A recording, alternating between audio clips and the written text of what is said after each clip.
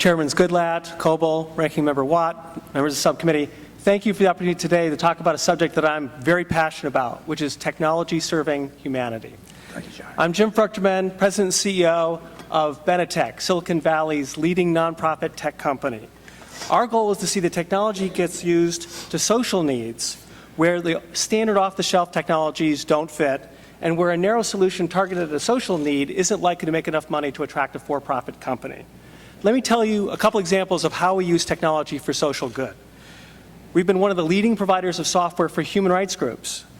We make the Martis open source software for collecting and analyzing information about human rights abuses.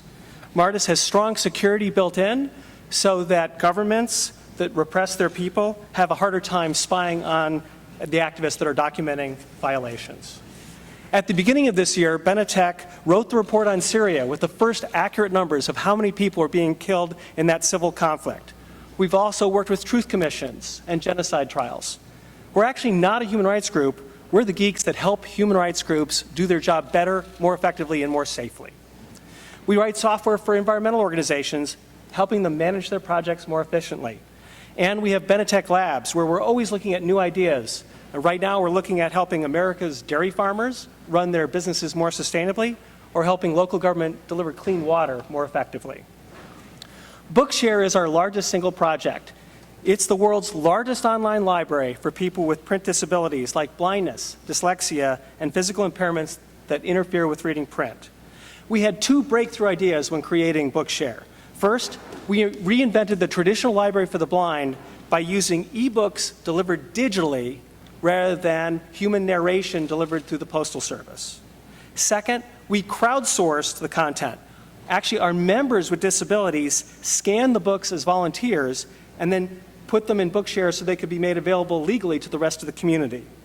These scanned text files, which are much like word processor files or web pages, can be delivered electronically for almost no cost and be automatically turned into a form the reader can actually use.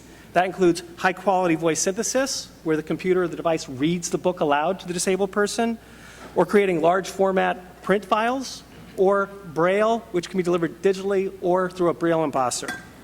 We relied on two copyright exceptions to make this innovative new nonprofit enterprise possible. The first, Section 121, known as the Chafee Amendment, and also Section 107, Fair Use. Section 121 lets nonprofits like Bookshare provide the books to people with qualified disabilities without asking permission or getting to have to pay a royalty. And fair use has been important since the creation of Bookshare and continues to be crucial as we look to the future, especially as we try to make STEM materials more accessible to students with disabilities. The result, we've revolutionized the field of providing accessible material to disabled people. Today, we serve more than 250,000 American students with funding from the U.S. Department of Education, Office of Special Education Programs.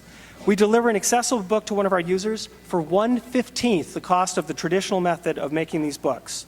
We're able to solve most of the problem for getting the people the books they need at a funding level that was half of what the federal government traditionally provided. We currently have more than 200,000 books.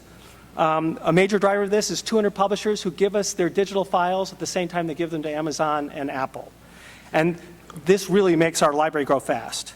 As you make policy, please keep in mind the impacts on the communities that I care about, that we all should care about.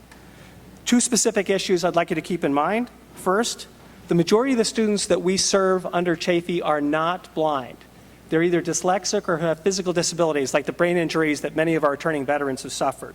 We don't want to enlarge Chafee beyond serving the 1 or 2% most disabled, but please keep these people who aren't blind in mind if you revisit that. Second, one of the ironic reasons that Bookshare exists is because technical protection measures keep our users from using commercial ebooks. So, we would like you guys to keep that in mind, that there are many legal and socially beneficial applications that these DRM materials get in the way of.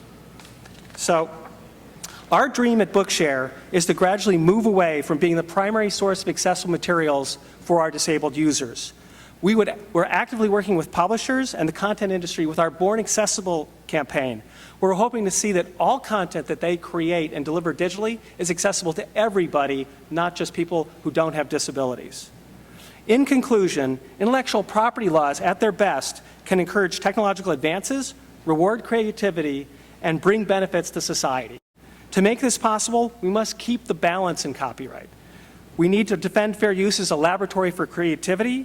We need safety net provisions like copyright exceptions to ensure that people with disabilities don't suffer unduly because their accessibility needs get overlooked once again. We have a great track record as a tech industry with new technology of figuring out how to make money for stakeholders while helping consumers and society, and we can continue this trend.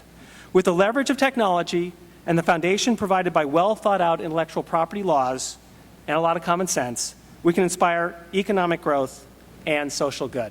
Thank you.